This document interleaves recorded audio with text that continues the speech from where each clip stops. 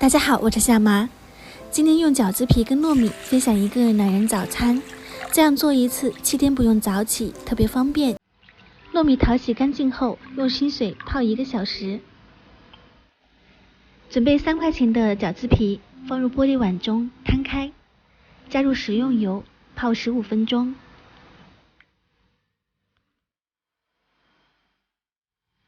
泡好的饺子皮4到5张为一叠，放到案板上面，用擀面杖轻轻擀开，擀薄，像这样就可以了。放入蒸垫上面，大火蒸10分钟。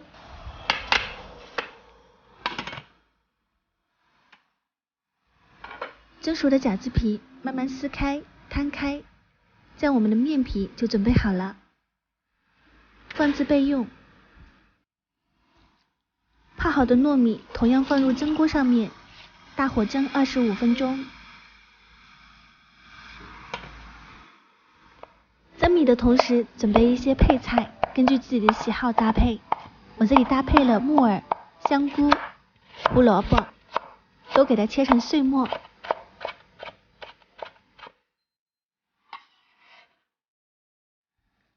全部装入碗中，最后再切1块钱的葱花。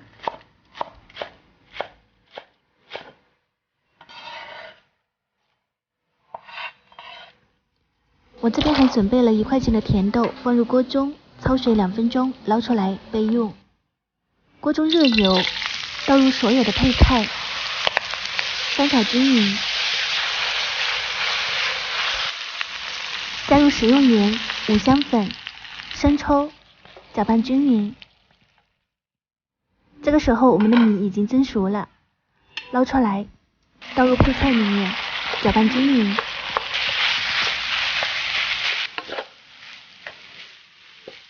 出锅前撒上葱花，搅拌均匀即可出锅。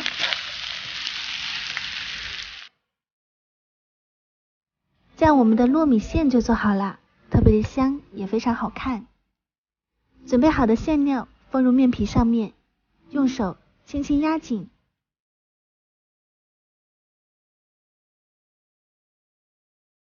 之后对折起来，收口沾一些水。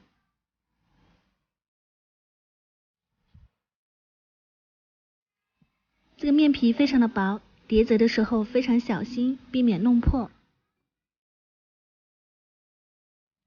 这个可以一次性多做一些，放到冰箱冷冻，想吃的时候可以拿出来蒸一下，或者是煎一下，特别方便。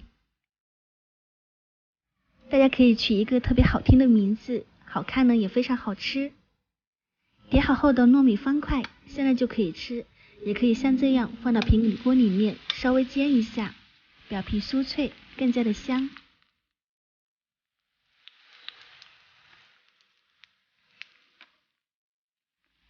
煎到两面金黄，像这样子就可以了。